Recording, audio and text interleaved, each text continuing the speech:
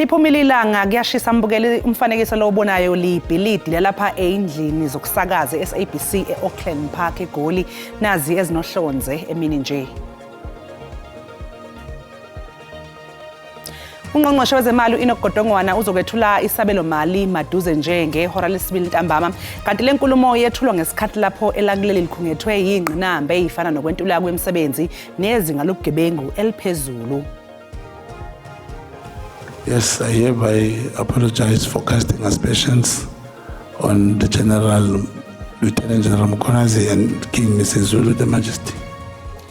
Brown Mkhotsi usexolisile ngaphambi kwekomiti lasePhalamende eliphenya ngeSAPS ngeinsolo azenza zokuthi ingonyama yesizwe samaZulu uMisuzulukazi welithini kanye nomkhuzo wamaphoyisa kwaZulu-Natal uLieutenant General Nhlanhla Mkhwanazi izingede ze-CIA. We also managed to arrest a 32-year-old suspect for dealing in drugs. We managed to find suspected mandrax and cocaine. Sekuboshwe umsolwa oyedwa njengoba uphiko lama-Hawks kwaZulu-Natal lugasela endaweni ezahlukene okukholakala ukuthi ziyizidleke zokukhiqizwa nokushushumbiswa kwezidakamizwa namhlanje.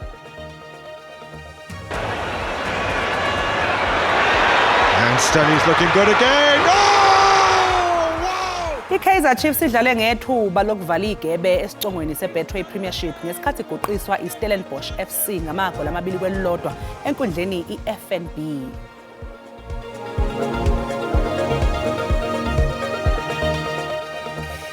Ngikubingelele mbukeli ngikwamukele ezindabeni zehora lokuqala igama lami nguNoxolo uMamtshali wakwaMwali ihlabangaleli imhlophe qwa ake sibone mbukeli ukuthi namhlanje emini sikuphathele ziphi.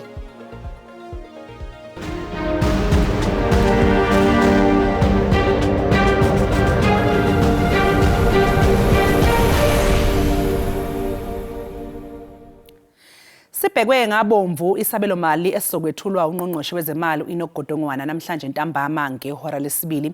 Ukuzwa kabanzi ngalolu daba ake sixhumane nentatheli yeSABC uBulelani Philip oseKapa. Bulelani asikubingelele sikwamukele indabeni zasemini. Sibonile inhlangano ezahlukene zimasha lapha eKapa namhlanje zifuna ukuthi ungqongqoshe wezemali akhulume ngezinto ezifana nokwentuleka kwemisebenzi. Ingabe iziphi ihloko esingalindela ukuthi ungqongqoshe uGodongwana akhulume ngazo? Manibulise kuNoxolo nakubaphulaphuli ekhaya ezona nto ezokuphaba phambili kwintetho kamphathiswa wezimali uEnoch Godongwana ngumba wokulwa intswela-ngqesho kwakhona nokudala amathuba emisebenzi kwakhona nokuzisa iziseko ezingundoqo. Kodwa ke into ephume phambili kwintetho yobume besizwe kamongameli Cyril Ramaphosa ingxaki yentswela-ngqesho ingakumbi kulutsha. Thetha banzi ke ngalomba enza kubiza ngoku ingqonyela yeNational Youth Development Agency. Ndumiso Khubeka siyakubulisa bhuti enkosi ngexesha lakho.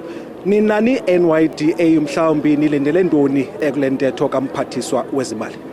Siyabonga futhi Philip. I-National Youth Development Agency ilendele uMinister of Finance uEnoch Godongwana achaze kabanzi ukuthi amabhizinisi abantu abasha azosupportwa kanjani ukela phambili. Siyazi ukuthi umongameli uPresident Ramaphosa kwi-State of the Nation address ubethe kuzoba ne-allocation ezothi ukukhuphuka ukusupport amabhizinisi wabantu abasha. So sikulindele namhlanje ukuze ukuthi uMinister of Finance uzochaza ethini.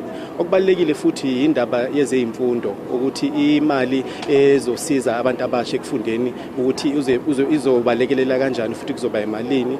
Ekubalekile futhi I think ama program afana nama EWP ne Presidential Youth Employment Intervention ukuthi ithini plan ngalawa ama program lawo ukuthi abantu abasha abasiza ukuthi bathole amathuba omsebenzi mangabe abawuthola amathuba omsebenzi bakwazi ukuthola ukuthi into bangakwazi ukuthi bayisebenzise kuma CV wabo ekutholeni ama referrals kweminye imisebenzi. So yilo esikulindele namhlanje. Umba wama-CVs ukhe wavezwa lelinye lolungu le-EFF uSihle Lonzi ngexesha inika umongameli i-CVs zolutsha elingafumani imisebenzi. Nina mhlawumbi ngawapha amaqonga eninawo ukuze ulutsha likwazi ukufikelela kubaqashi? kakhulukazi i-NYDA isebenza kakhulu kwi-program ebizwa i-Jobs Placement Program phecelezi i-program esiza abantu abasha ukuthi bakwazi ukuthi bahlangane nabantu abaqhashanayo. I-program enkulu kakhulu ku-24-25 financial year over 20,000 young people basizakele kuleyo program.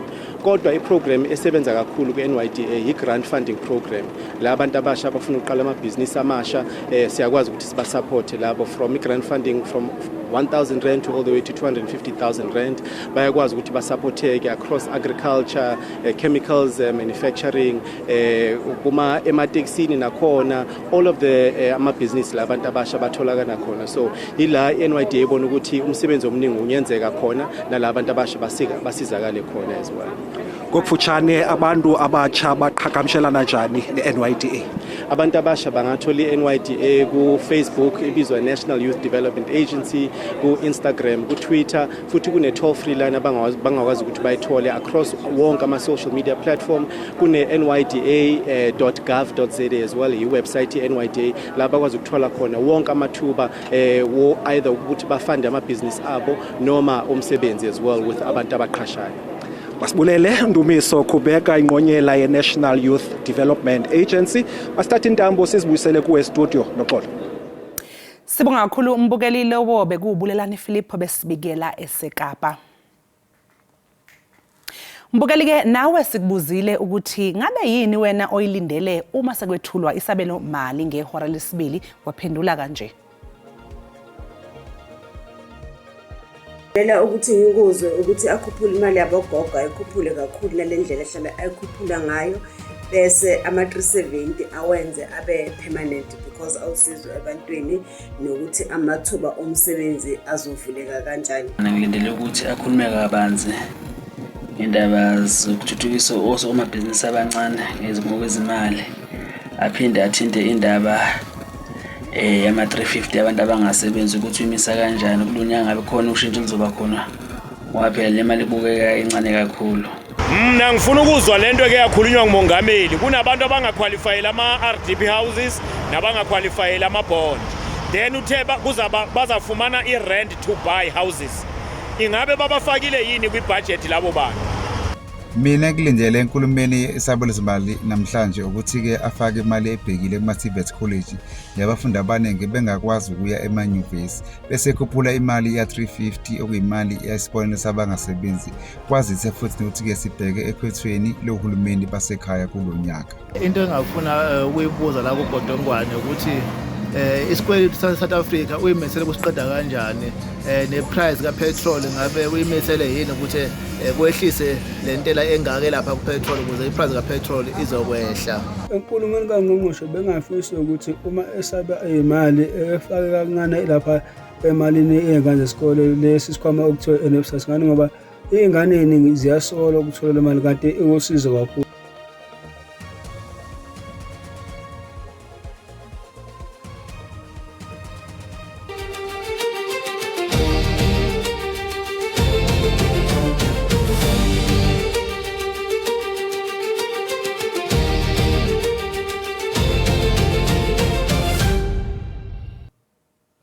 Ukuhlala kwesithangami sekhomishana kaMadlanga akuqhubekanga namhlanje kulandela ukungafiki kofakazi obekulindeleke ukuthi enze izethulo zakhe phambi kwale khomishana.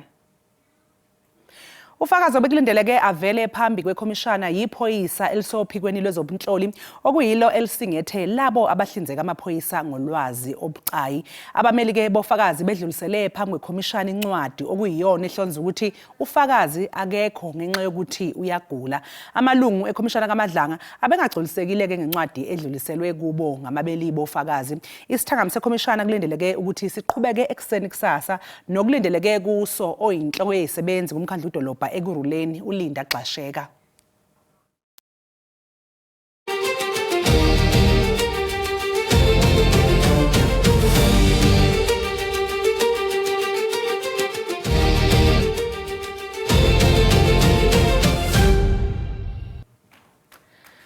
Brown Mokhotsi uxolisile ngaphambi kwekomiti lasePhalamende eliphenya ngeSAPS ngeinsolo azenza zokuthi ngonyama yesizwe samaZulu uMisuzulu kaZwelithini kanye nomkhuzi wamaphoyisa kwaZulu-Natal uLieutenant General Nhlanhla Mkhwanazi ukuthi bazingede zophiko lezobunhloli laseMelika iCIA. Are we now at one that General Mkhwanazi is not a CIA agent? Yes, that's correct. He's saying to me, as I am sitting now, You must say it. I did not provide any tangible evidence, and I kept on saying I'll bring information that must be corroborated. Now, that's why amalungu ePhalamende agcine ekwazile ukuphoqa uBrown Mokhotsi ukuthi ahoxise amazwi akhe. Lokhu kuza ngemuva kokuthi enze izinsolo zokuthi umkhuzi wamaphoyisa kwaZulu-Natal uLieutenant General Nhlanhla Mkhwanazi kanye nesilo uMisuzulu kaZwelithini bayizingede zophiko lwezobunhloli eMelika iCIA. We are giving you 30 seconds to officially apologize. To officially apologize for having casted aspersions on the shoulders of both General Mkhwanazi and King Misuzulu of AmaZulu. yes, I hereby apologize for casting aspersions on the General, Lieutenant General Mkhwanazi and King Misuzulu, the Majesty. Umkhotsi uphinde wabuzwa mayelana necala lokubulala okusolwa ukuthi walenza. How did he die? What did you do? In terms of what? How did you kill him? We had an altercation. Did you hit him? Did you shoot him? No, it was just a short fight. When I pushed him, he fell on his neck. So you strangled him? No, as I remember, I hit him with a clap, and when he went back, he slipped and fell on the window, on his back. Okay. Umkhotsi uqhube wathi waliphika leli cala labe selihoxiswa kanti uBreitenberg uthe uzophenya ngalolu daba. What happened with that trial? Uyedwa umsolwa osekhalelwe amasongo kaSigonyela njengoba amaHawks esifundazweni kwaZulu-Natal egasela eindaweni ezahlukene eyishushumbisa idakamizwa khona esifundazweni.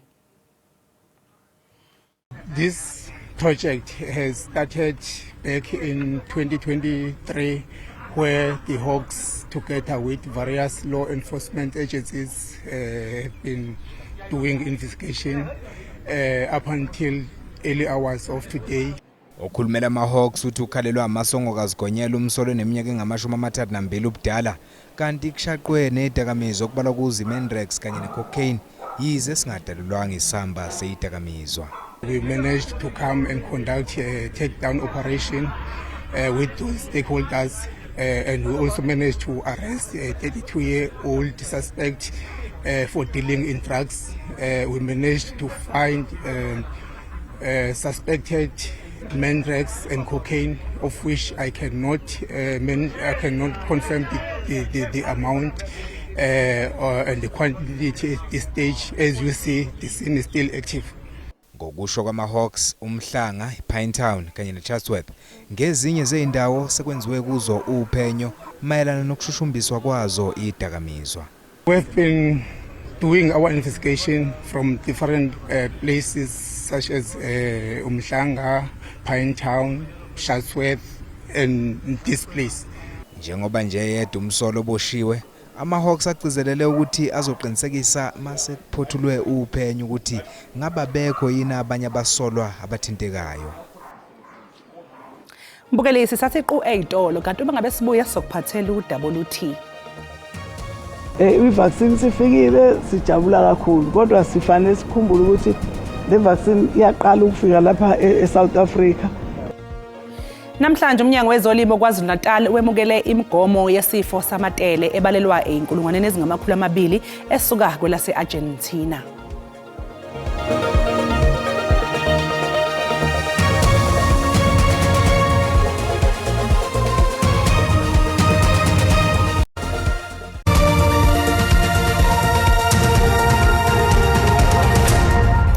Siphinde sikubingelele sikwamukele mbukelo mungabe usanda kungena udabeni oluphambili besibika ukuthi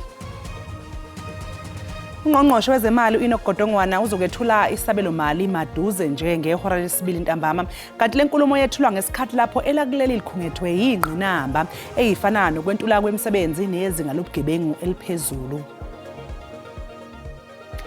Khumbula mbukeli ukuthi lezi indaba ziyatholakala ku YouTube na ku SABC Plus. Ungena kuze uyicinga amagama athi SABC izindaba.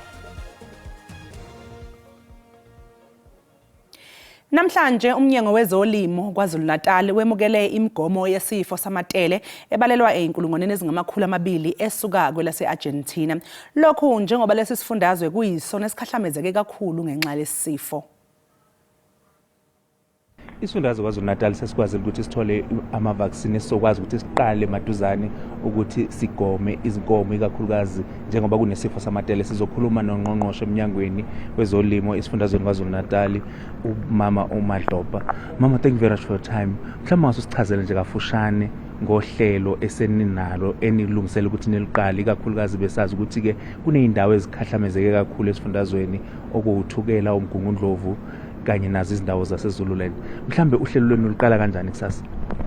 Ngithokoze nje ukuthi umuntu akacacise kubantu. I-vaccine sifikile sijabula kakhulu kodwa sifanele sikhumbule ukuthi le vaccine iyaqala ukufika lapha eSouth Africa. Ifika nje uStrat 1 neStrat 2 isuka ke eArgentina. Sithe mangabe siyibuka angithi asiyibuki ngamehlo bayibuke ema-laboratory laba odokotela becwaninga ukucwaninga kwabo kwaveza ukuthi i-Strat 1 and 2 kunama district amabili kuphela angathatha uStrat 1 and 2 okuwugu bese kuba iHerigwala. Sase sivumelana ukuthi noma bese sithembisile ukuthi asiye kulezi ezinye indawo kuyofana nokuthi sidlala ngabo mangabe singathi asibafakele uStrat 2 bona babe bagula uStrat 3 ngoba leyo nto ifana nokuthi uthatha amaphilisi ezinyo uphethwe yiso ongeke kubasizeke asifuna ukubakhohlisa sifuna sibe sikhuluma iqiniso. Kanti kunxuswa kakhulukazi ukuthi njengamanje imfuyo ayingahambi ithuthwe endaweni isiwe kwenye ngoba lokho kobe kusho ukuthi isifo sizobhebhetheka. Asibisele izitambo ngakuwe studio. Liyaqhubeka enkantolo ephakeme yaseMthatha ehlezi elusikisiki icala elibhekene nabasolwa abayisithupha abasolwa ngokusoco ngabantu abayi-18 engobozana elusikisiki ngo-2024. Ukuzwa kabanzi sixhumana nentatheli ye-SABC ufundiswa Mhlekude unkanise khona elusikisiki. Fundiswa asikubingelele sikwamukele indaba enze ihora lokuqala emini. Sicela nje ukuthi usibeke esithombeni ngokuqhubeka enkantolo namhlanje.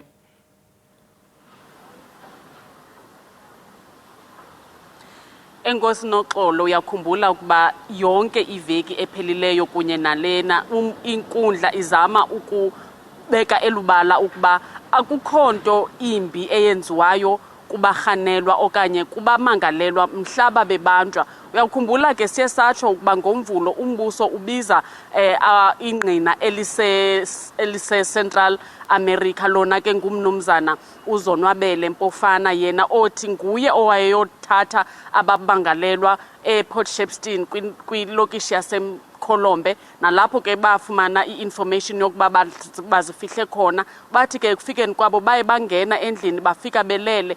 Amagqwetha ke abamangalelwa bobabini uBonga Yentsa kunye noAphiwe Ndente bazama ukuthi abamangalelwa aba babanjwa benganxibanga bahanjiswa benganxibanga bebethwa bethenjiswa nangokulahlwa emlanjeni kweminye yemilambo umzimkhulu umlambo wasemzimkhulu oKwaZulu-Natal. So namhlanje bekubizwe elinye ingqina lona elinguLizo Mkhize nalo lithetha ezinye zezinto ezithethwa ngalamapolisa abiziweyo abandakanyekayo ekubanjweni kwaba bahanelwa bonke. Sithatha ibreak njengoku ngentsimbi yokuqala bekubizwe elongqina nalo lithetha ngokufanayo nabanye ukuba azange babethwe abamangalelwa zange futhi bahanjiswe benganxibanga futhi zange bakhweliswe ezimotweni ezikhwelise nezinja zamapolisa elibutho kuthiwa yi-K9. Noxolo. Sibonge kakhulu umbukeli lo bekufundiswa Mhlekude besibikela bukhoma elapha ya elusikisiki. Ubonga Ntanzi ongumsolwa wesibili ecaleni lokubulawa kaSenzo Meyiwa ucela inkantolo ephakeme yasePitoli ukuthi ucela ummeli wakhe abize umuntu osebenze ebhange iCapitec ukuze azocacisa ngokungena nokuphuma kwemali ebhange lakhe njengoba ethi akazange ayibhalise inombolo yakhe yamakhalekhukhwini eqala ngo-060 kuleli bhange. Ngaphambi kokuthi kuqhubeke ukuphoswa ngemibuzo womsolo wesibili uBonga Ntanzi kube nempikiswano ngodaba lwezingcingo ezenziwa uNtanzi emndenini wakhe. Umbuso ke ufuna ukuba kungagxilwa ezingcingweni njengoba kuwuhlu olude. Abameli bona bafuna kugxilwe kakhulu ezingcingweni. Let us conduct this case in a manner that is supposed to be done. But to say that the state is suggesting that we should cut corners, I'm not here to cut corners, my lord. Because if I were to do that, then I'm putting the liberty of this very same accused here, my lord, at stake. I'm not prepared to do that. UBongani Ntanzi ke uthi inombolo yakhe yamakhalekhukhwini akaze ayibhalise ebhange iCapitec, yena wazi ukuthi uyibhalise ebhange iStandard Bank. Bosenkantolo inamba le 060 angikhumbuli mangibhalise eCapitec ibise Standard Bank lapho ibikhona eCapitec ibingekho Bosenkantolo ngoba ngisho efonini yami bengangena message yase Capitec iJ5 Samsung bengangena message yase Capitec that were coming through. Uthi wayethola umholo wakhe ebhange eCapitec ngesikhathi esasebenza eMarikana naseCarltonville. Uthi uma esesebenza eMpala wayesehola ke ebhange iStandard Bank. Manje mina ngizocela phambi kwekatolo ukuthi ummeli wami ngicela atshene icourt sicela sibizele imuntu yaseCapitec angene lapha phakathi. Icala liyaqhubeka. Mbukeli umhlahlo wesimo sezulu uzolandela emva kwekhefu.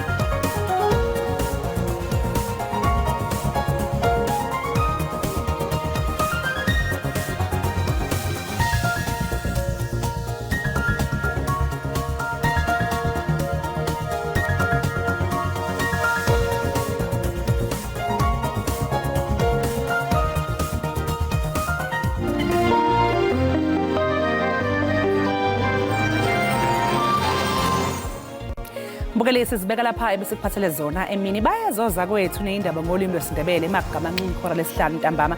Thina ke siyabuya ngehora lesikhombisa kusihlwa okwamanje usale kahle.